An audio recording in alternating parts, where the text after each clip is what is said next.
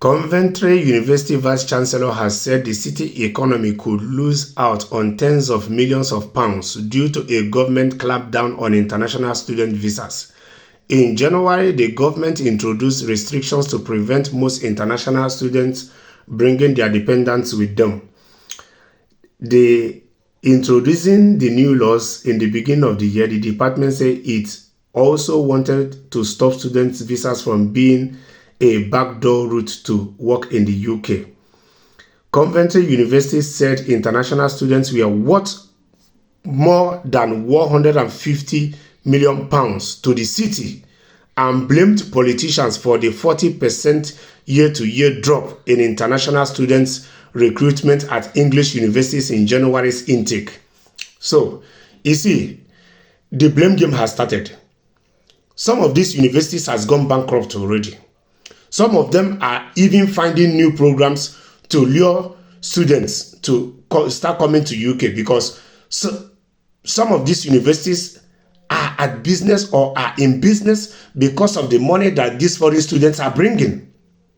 Some of the British public have their jobs because of these students. Some of them can pay their bills, contribute to the economy of their country, pay their taxes because the money these students are bringing made them to keep their jobs. Because after this law was passed, some of the universities went bankrupt. Some of them even have to lay off the teachers because they can't keep them anymore. And now, Coventry University Vice Chancellor is saying it very clearly that, just listen, I will read it once more. Coventry University said international students were worth more than £150 million to the city and blamed politicians for a 40% year-to-year drop in international students' recruitment at English universities in January's intake. So it means that foreign students are worth £150 million. Imagine what £150 million can do to these universities. Imagine what it can do to the economy of UK. And he equally said that the politicians are to be blamed, but that the recruitment of these international students dropped by 40% in January this year. So at the end of the day, you see that the international students that we are coming are even equally for the benefit of the UK, because it is very clearly now that it is a win-win situation, but they were trying to make it to look like is a win for the international student and is a lose for the UK. Shebi, now the air has blown. We have seen the anus of the chicken. Yes. So now the students will start looking elsewhere. And at the end of the day, some of these universities will still have to close some part of their studies because the international students are not coming anymore.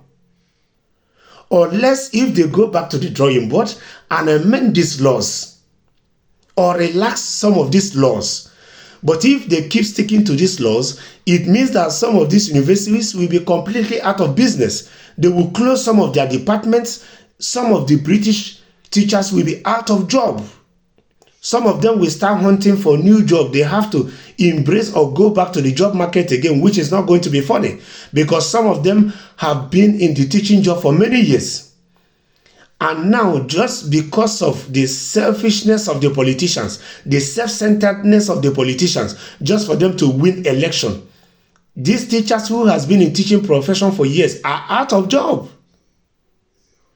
And at the end of the day, the law that they passed, they did not even manage to utilize it in terms of winning vote to the extent they lost woefully, of which, according to how it is going in the national election they are focusing on, they are still going to fail woefully.